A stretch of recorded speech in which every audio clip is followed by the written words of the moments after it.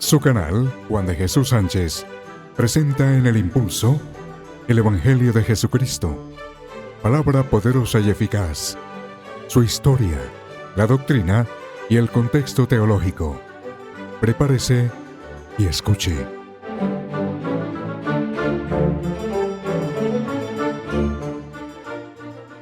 Bueno, el tema, bien importante. ¿Qué es la cristología? Y le vamos a preguntar al pastor Daniel Beiro, en primer lugar, ¿qué es la cristología y qué estudia? ¿De qué se encarga de estudiar la cristología, pastor Daniel Beiro? Gracias por la pregunta, y antes de entrar en el desarrollo de esta pregunta, es muy importante analizar dos cosas. La primera tiene que ver con el estudio de las Escrituras y la segunda con ese deseo que nosotros tenemos de conocer de Cristo. Entonces, lo primero es señalar que estudiar las Escrituras tiene un reto. Y es un reto porque estamos en una sociedad posmoderna donde a cada quien, pues, se le está ocurriendo decir cosas, por ejemplo, de la vida y en este caso, inclusive, de las Sagradas Escrituras. Así que eso se convierte en un reto. Y eso nos lleva también a tener la importancia de estudiar la palabra de Dios. Si estamos en un movimiento donde todo es subjetivo, donde cada quien hace lo que le parece, tener presente la verdad es realmente un reto. Y por eso nuestros estudios deben ser bajo las siguientes características. Uno, comprendiendo la obra de gracia que Dios ha hecho en nuestra vida, ya que muchas personas pueden estudiar la Escritura, pero no tienen al Señor, no tienen al Espíritu Santo, y eso va a fomentar las herejías y las falsas interpretaciones. Dos, teniendo claridad que nos acercamos en humildad a las Escrituras, porque el autor de las Escrituras es Dios y no podemos hacerlo de una forma irreverente. Es decir, esto no se trata de estudiar como si fuera la vida de Platón, la vida de Gandhi o algún otro personaje que ha influido a través de la historia, no. Estamos hablando de Dios, estamos hablando de Dios Padre, Dios Hijo y Dios Espíritu Santo. Así que debemos acercarnos en humildad. Y como tercer elemento del estudio de la Biblia y de la cristología, que es nuestro tema, debemos hacerlo con deseos de poder vivir lo que allí estudiamos en las Escrituras. Ahora, para poder definir qué es cristología, yo quiero dar una definición muy sencilla que no complique a los oyentes, y es el estudio acerca de Cristo. Y cuando estamos hablando del estudio acerca de Cristo, vamos a mirar por lo menos, obviamente hay que agilizar por cuestiones de tiempo, hay que mirar 3 puntos, por lo menos, ¿no? Uno de ellos es estudiar a nuestro Señor Jesucristo en esa parte histórica, que estudia los hechos de la vida de Jesús en el medio geográfico, cultural, religioso, social, en que se desenvuelve su humanidad. Esta es sin duda una cristología enfocada pues en la humanidad de Cristo, es decir, antropológica, en tanto en cuanto se centra a la vida humana del Hijo de Dios. Pero también tenemos que estudiar esta cristología con otro elemento que tiene que ver con los signos que acompañan la vida y especialmente el ministerio de Jesús, identificándolo como la revelación de Dios, haciéndolo creíble a Él y creíble a Dios desde Él, desde Cristo. Y también un tercer elemento puede analizarse desde su parte ontológica, ya que trata, investiga y concreta dimensiones del ser, del hombre y de la historia, quedan iluminadas desde la luz singular e indisoluble de Jesús. Entonces, el poder tener estos 3 elementos, por lo menos, nos va a dar algo muy interesante de que Jesús es el centro de las Escrituras. Y esto es muy importante referenciarlo. ¿Por qué? Porque muchas personas no tienen en cuenta ello. hacen una diferencia del Antiguo y el Nuevo Testamento, pero nosotros, a la luz de las Escrituras, podemos comprender con sustento de ellas mismas que tanto en el Antiguo se está hablando de ese Mesías como en el Nuevo Testamento, ya que el Mesías vino y lo crucificaron. Así que es muy interesante, muy edificante tener una percepción de lo que es cristología, de lo que es el estudio de Cristo. No solamente podríamos hablar de su divinidad, sino que tendríamos que hablar de su humanidad, tendríamos que hablar de sus oficios, tanto como rey, sacerdote, profeta, pero también de las implicaciones de su venida en el caso de la redención en la salvación y todo lo que ello beneficia para nuestra vida. Así que es un tema, como muy bien lo dijo el doctor Juan, es muy edificante, muy interesante, y creo que con este preámbulo podemos seguir avanzando en las preguntas que se presentan. Bien, Pastor Daniel Beiro. La Biblia, ¿qué nos indica o en qué parte de la Biblia está registrado precisamente lo que nos enseña la cristología? Qué bueno poder orientar a nuestros amigos, porque a veces pues uno escucha, ¿no? Dice, miren, cristología, eso no aparece en las Sagradas Escrituras, de tal manera que no quememos tiempo.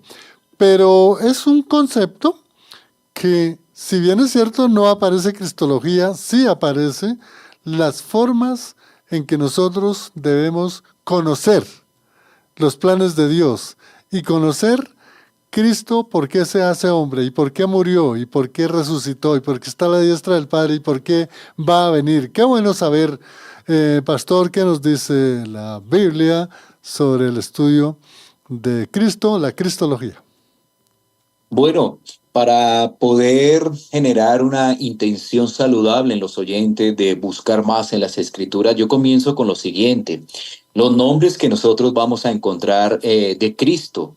Por ejemplo, el nombre de Jesús, haciendo una referencia a esa humanidad.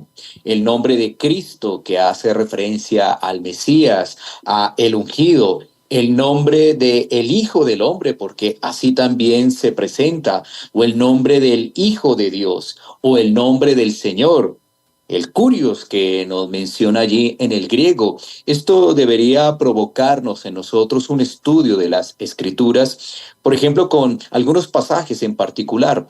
Debe quedar claro en cada uno de nosotros que los evangelios presentan a Jesús como el centro. Cuando nosotros vamos a Mateo 1:1 encontramos lo siguiente: libro de la genealogía de Jesucristo, hijo de David, hijo de Abraham. Iniciando el Evangelio de Mateo, tenemos entonces la genealogía ¿de quién? De Jesucristo. Ni siquiera está haciendo una referencia a una genealogía que tenga como énfasis todo lo que ocurrió con el pueblo de Israel, sino que en este caso comienza el Evangelio de Mateo, el escritor, a desarrollar la genealogía de Jesucristo, ¿no? De igual forma, cuando nosotros seguimos el recorrido por los evangelios, vamos a encontrar en Marcos 1:1 una declaración similar. Estamos mirando los evangelios, porque la pregunta que se plantea es muy interesante, ¿no? Es que no aparece la palabra cristología, pero estamos hablando de Jesucristo. Y cuando nosotros vamos a Marcos 1:1 leemos lo siguiente: principio del evangelio de Jesucristo, Hijo de Dios, como está escrito en Isaías el profeta. Miren que aquí, en estos dos evangelios, tenemos claridad de que no solamente se está hablando allí en el Nuevo Testamento, sino que se hace una referencia al Antiguo Testamento, donde podemos ver que Cristo es el centro de las Escrituras. Y además podemos ver allí sus nombres, lo que mencionaba anteriormente. Por ejemplo, aquí se le dice Hijo de Dios, Hijo de Dios.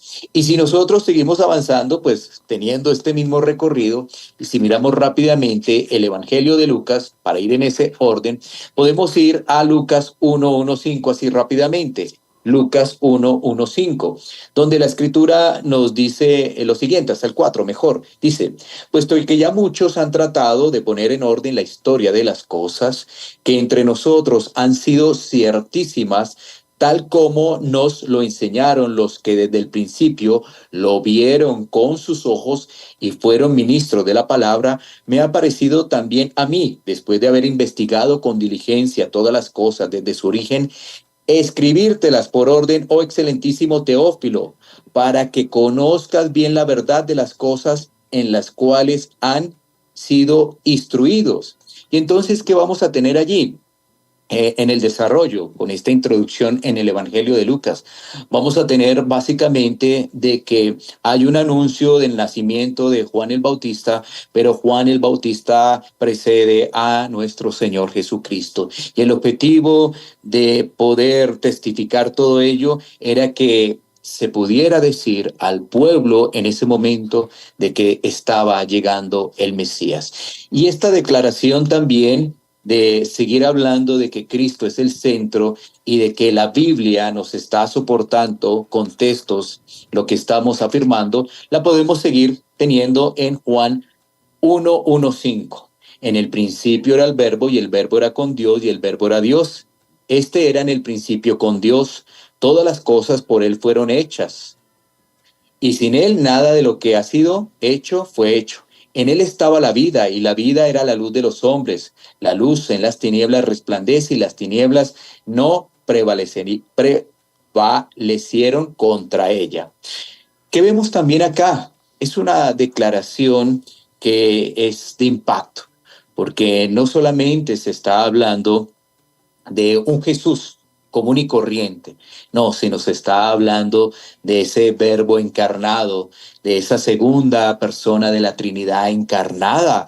Y estos misterios de las Escrituras realmente para algunos es lo que ha generado a través de la historia las herejías. Por eso yo decía al principio de esta presentación de que es muy importante el poder reconocer la obra de gracia en nuestra vida, porque si nosotros no la reconocemos cuando lleguemos a este tipo de textos, pues nos vamos a confundir. Y por eso a través de la historia se han presentado muchas difamaciones de lo que es Jesús, pensando uno de que solamente era un simple profeta, que nunca se estaba hablando de Dios encarnado, sino que fue un simple profeta que trajo algunas instrucciones necesarias para el pueblo, para que pudiera comportarse de una manera adecuada.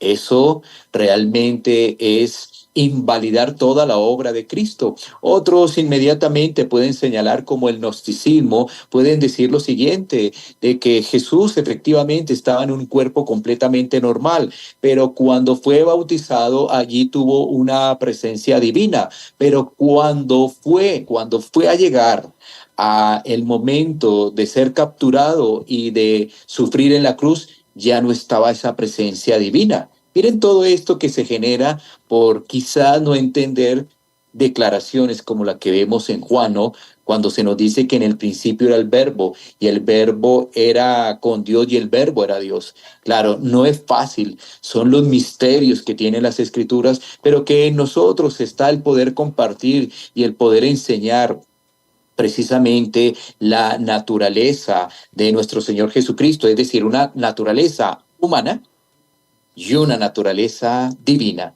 humana divina, que solamente la Biblia nos trae y que para cualquier persona que no tiene a Dios, pues obviamente cuando inicie un estudio de estos le va a ser algo muy pesado porque no va a encontrar una lógica en su mente, ¿no?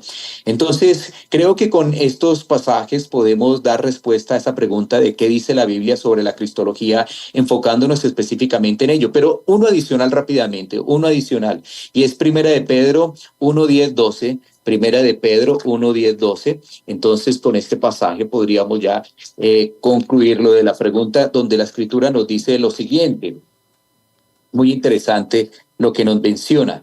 Dice la palabra de Dios, los profetas que profetizaron de la gracia destinada a vosotros, inquirieron y diligentemente indagaron acerca de esta salvación, escudriñando qué persona y qué tiempo indicaba el Espíritu de Cristo que estaba en ellos, el cual anunciaba de antemano los sufrimientos de Cristo y las glorias que vendrían tras ellos.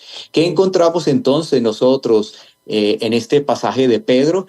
Que los profetas del Antiguo Testamento hacían predicciones y estudiaban la venida del Mesías. Eran esas predicciones del Mesías.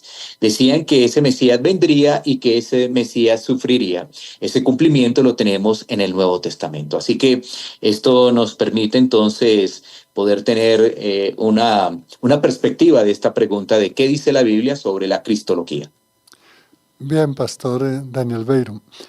Pastor, tenemos una pregunta desde Ocaña. Consuelo. Bueno, Consuelo fue una compañera mía en unos estudios de teología que hicimos.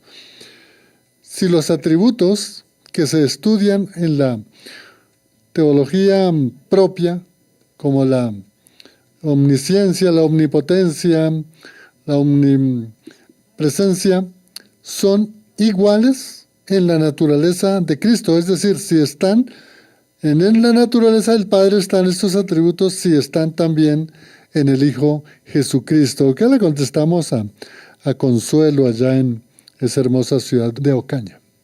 Gracias, Consuelo. Un saludo para ti y, por supuesto, para las personas allí en Ocaya, norte de Santander.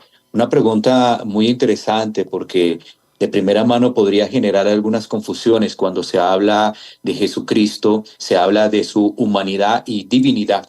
Entonces eso puede generar confusiones. Pero para ser concretos y después explicar un poco más, lo concreto es que en Jesucristo, vemos todos esos atributos divinos completamente. Y pongamos algunas explicaciones para poder ampliar ello. Cuando nosotros tenemos algunos pasajes que nos mencionan que Jesús estaba en la barca y él calmó los vientos, ¿quién podría hacer eso sino solamente Dios?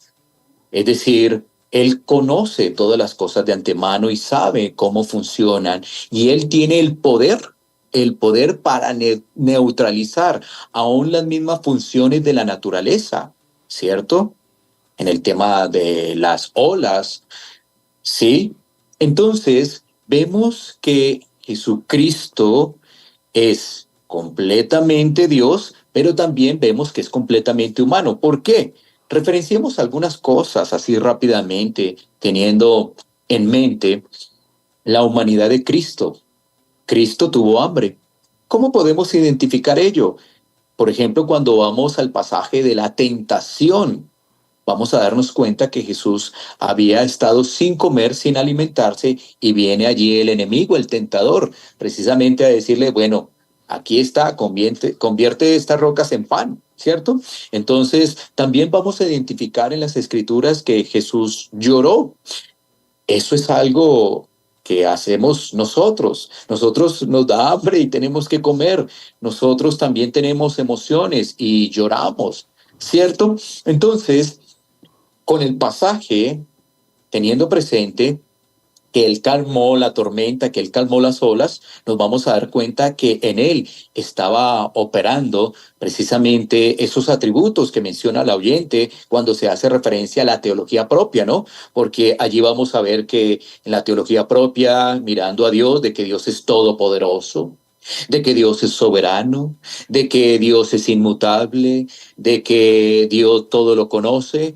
Y eso es lo que nosotros vamos a identificar en nuestro Señor Jesucristo, que Él también obró en esos poderes divinos, pero también Él tenía hambre, Él se cansaba, Él tenía sueños. Básicamente debemos comprender un poco las dos naturalezas de Cristo, es decir, su naturaleza humana y su naturaleza divina.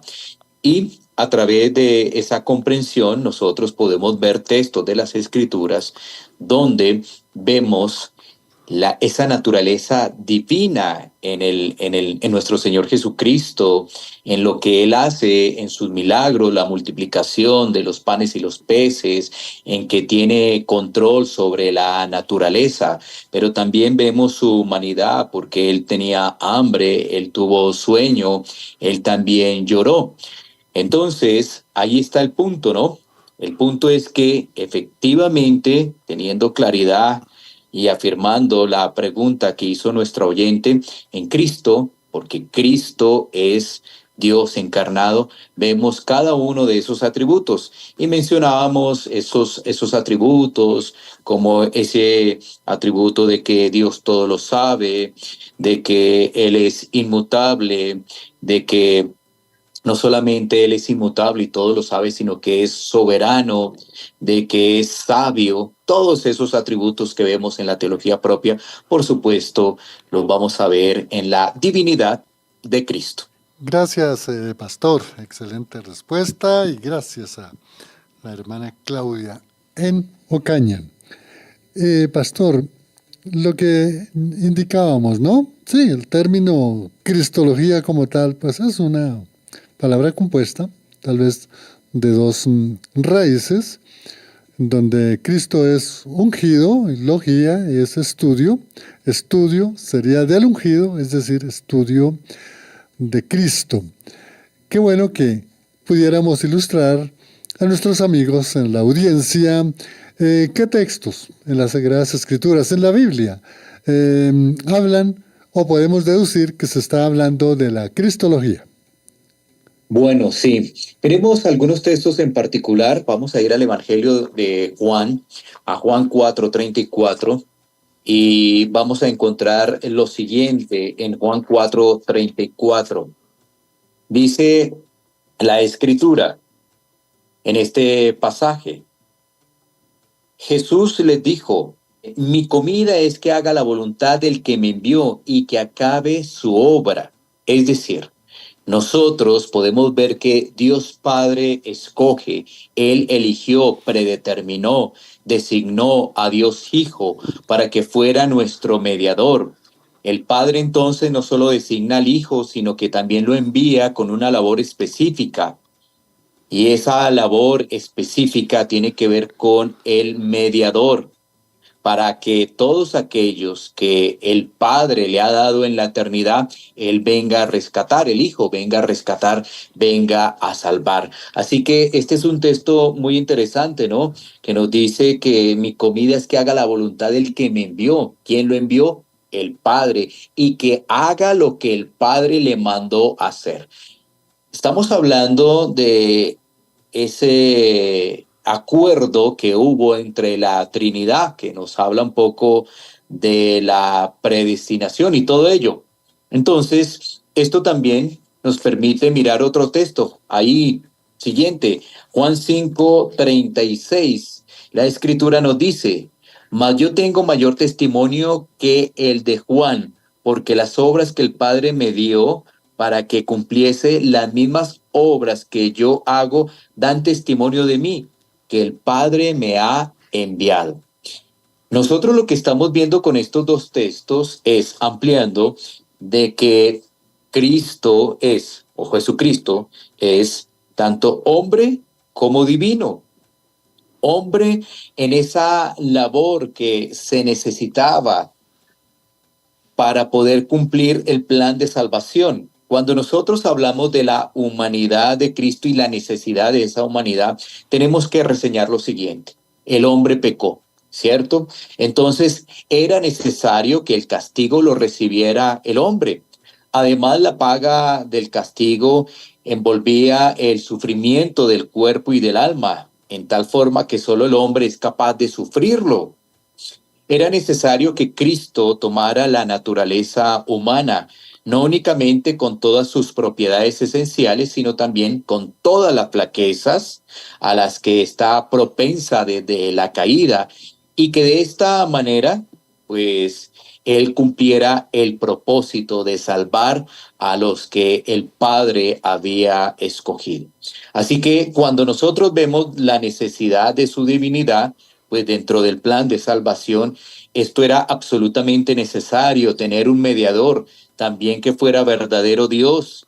Esto era necesario porque se debía presentar un sacrificio perfecto en obediencia a las demandas de la ley de Dios, que soportara la ira de Dios con propósito redentor, liberar a otros de la maldición de la ley, y pudiera aplicar todos los frutos de su trabajo cumplido a aquellos que lo recibieran a él. Entonces, esto nos muestra que cuando nosotros hacemos una referencia a la cristología, es importante tener todos los elementos que nos enseña la Escritura. Ya hemos hablado de la centralidad de Cristo en las Escrituras, hemos tomado una referencia de los nombres de Cristo que se presentan en las Escrituras así rápidamente, y nos hemos enfocado a través de estos pasajes de hablar de la humanidad de Cristo, pero también de la divinidad de Cristo. Y como se decía anteriormente, esto es muy importante, porque a través de la historia se han presentado unas herejías que la iglesia condenó. ¿Como cuáles herejías? Por ejemplo, como el gnosticismo, como el docetismo y también el apolinarismo. Fueron herejías que se presentaron en contra de la verdadera humanidad de Cristo. Pero vemos que a través de los concilios de las épocas, esas herejías fueron tomadas como herejías, fueron rechazadas, y entonces la iglesia, una vez más, acudiendo a las Escrituras, presenta la humanidad de Cristo y la divinidad de Cristo. Gracias, pastor. Pastor Dani, con todo lo que nos ha explicado y los textos que nos hacía referencia sobre la cristología o lo que estudia la cristología, pastor, ¿cuál podríamos decir entonces que es la importancia de que nosotros, creyentes del Evangelio, conozcamos qué es lo que estudia la cristología? ¿A qué se refiere? ¿A quién se refiere? ¿Y cuál es esa importancia que en verdad debemos nosotros tener con claridad? Bueno, tiene una importancia en varias vías. Si nosotros negamos la humanidad de Cristo, estamos contradiciendo las Escrituras. Así que allí nos lleva una importancia a estudiar las Escrituras. Si nosotros solamente nos enfocamos en la divinidad de Cristo, ¿dónde queda la paga del pecado? Que un hombre va y toma el pecado de aquellos que eligió, el Padre. Bueno, allí también tendríamos otra dificultad, pero ya en la parte práctica para cada uno de nosotros, pues vamos a ver algunos puntos adicionales. Lo primero, de la importancia de esta cristología en la parte práctica para los oyentes, para nosotros, es conocerle realmente, conocerle. Y para ello vamos a tomar algunos pasajes de estos puntos. Juan 10, 14, 15.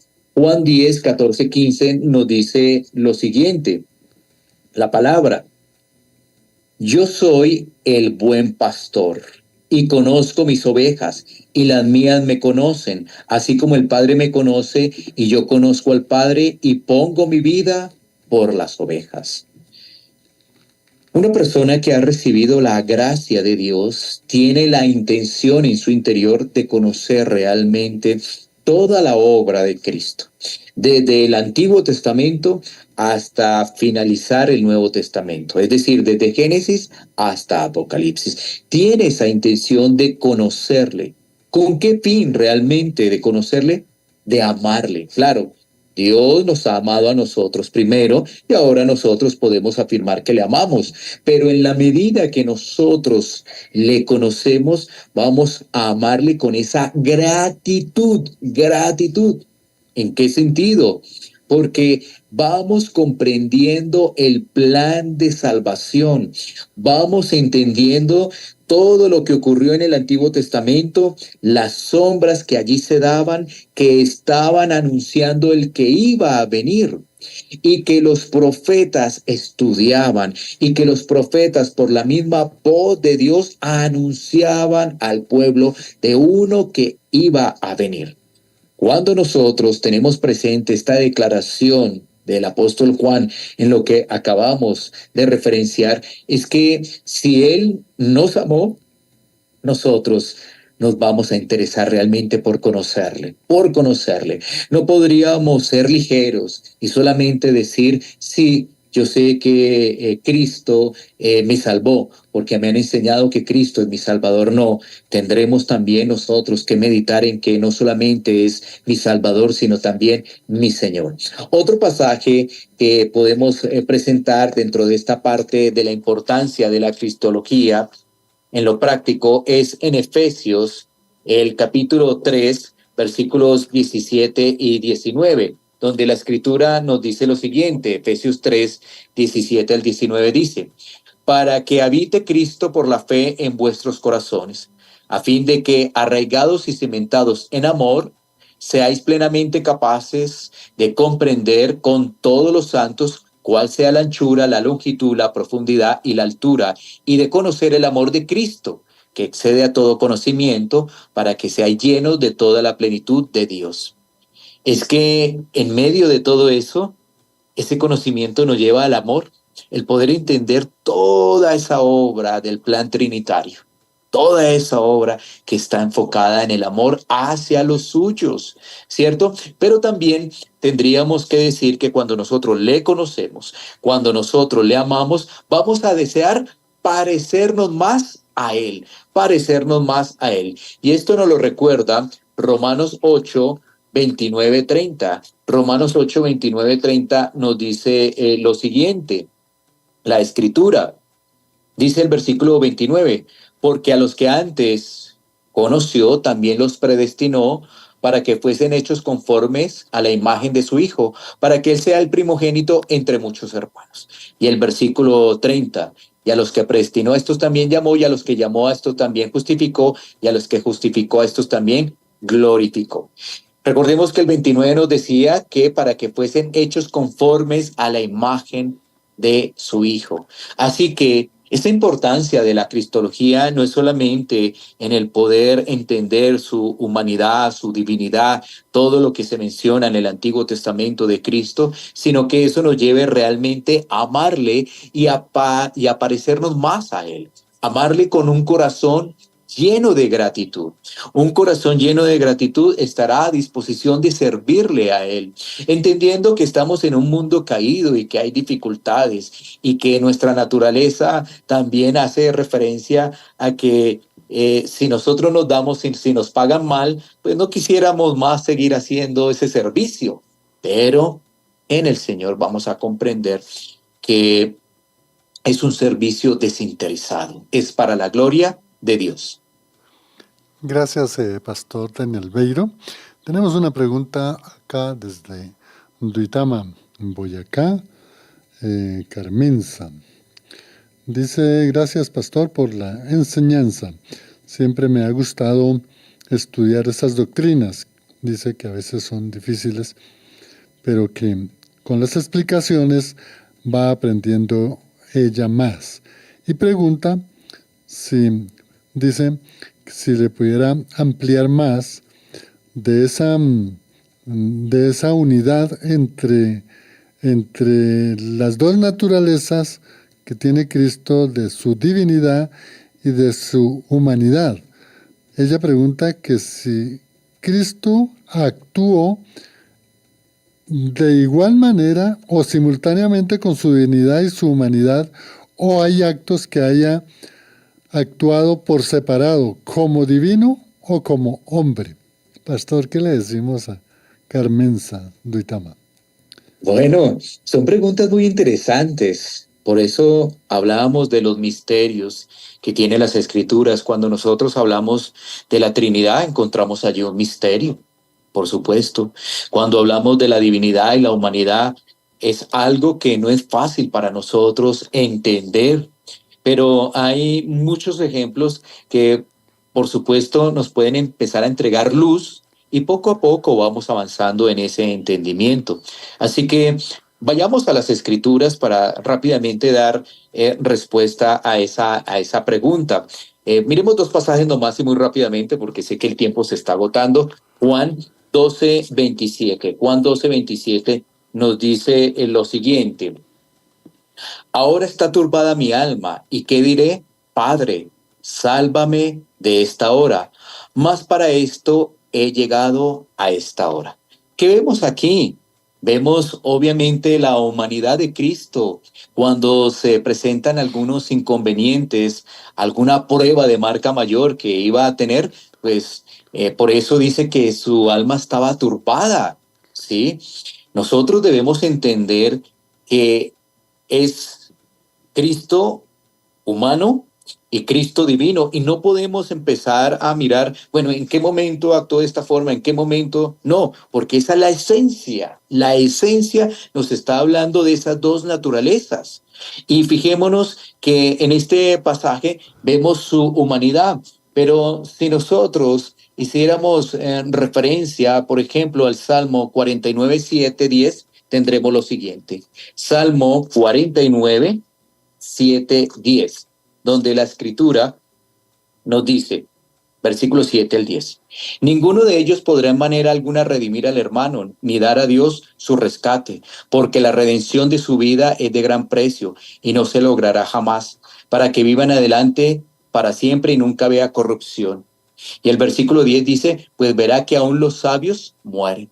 Necesitábamos precisamente de esa divinidad de Cristo para que se ejecutara a plenitud el plan de salvación. No podía llegar un simple humano allí a ofrecerse en la cruz. No, porque ese tenía que tener unas características y esas características pues obviamente las tenemos que ver bajo la naturaleza de Cristo, su humanidad, pero también su divinidad. Entonces, veamos a Cristo así, siempre veamos al Señor así en cada uno de sus aspectos que nos reseñan los evangelios, su parte humana, pero también su parte divina, porque eso es lo que nos enseña las Escrituras. Gracias, Pastor Daniel Beiro. Es pregunta bien interesante de nuestra hermana Carmenza en Duitama. Y se nos ha agotado el tiempo. Pues qué interesante, amigo, esta enseñanza que hemos recibido. Porque, como nos lo dijo el pastor, en el centro de todas las Sagradas Escrituras está Cristo. Nuestro estudio, nuestros pensamientos, todo nuestro ser tiene que estar en esa mira de Cristo. Y miramos a Cristo en sus dos naturalezas, su divinidad y su humanidad, siempre unidas. La obra salvítica, la redención, ir a la cruz, morir en la cruz, derramar su sangre, levantarse de la sepultura, su ascensión, está sentado a la diestra del Padre y de allí vendrá por su iglesia. La relación que hay entre Cristo, el Dios Salvador, el Padre, nuestro Creador, pues es una unidad como alguna vez lo estudiamos en el estudio de la Trinidad. Qué bueno poder, amigo, haber compartido este tema tan importante. Los invitamos para que vuelvan a examinar este contenido. Siempre es importante escucharlo una, dos, de pronto, para aprender más y entender más con los textos que nos indicó el pastor Daniel Beiro, pues nosotros también estudiar, escudriñar la escritura, comparar, y esa es la forma en que nosotros entendemos hoy. Hoy, en el mundo entero, hay algo muy hermoso para la iglesia que Dios nos regala por medio de Cristo, y es ese nuevo despertar, surgimiento del estudio de las Sagradas Escrituras. Muchos estudiantes, muchos pastores jóvenes, desde luego mucho pastor que hace énfasis realmente en Cristo Jesús, nuestro Señor y Salvador. A Él tenemos que siempre ir como el pastor nos lo indicaba, en gracia, en humildad, pero en una fe absoluta de que Dios, como lo veíamos hoy hace 8 días en la teología propia y hoy en la cristología, es una unidad perfecta en su divinidad. Pastor Daniel Beiro, gracias por la enseñanza. Gracias por el tiempo que ha tomado de su ministerio para compartir por Fuego AM este contenido tan importante como es la cristología. Dios lo bendiga, pastor. Muchas gracias. Muchas gracias, el Señor les bendiga. En el Control Master nos acompañó Lorena. Les habló en el impulso Juan de Jesús Sánchez Aponte. Hasta otra oportunidad, si el Señor así no lo concede. Bendiciones.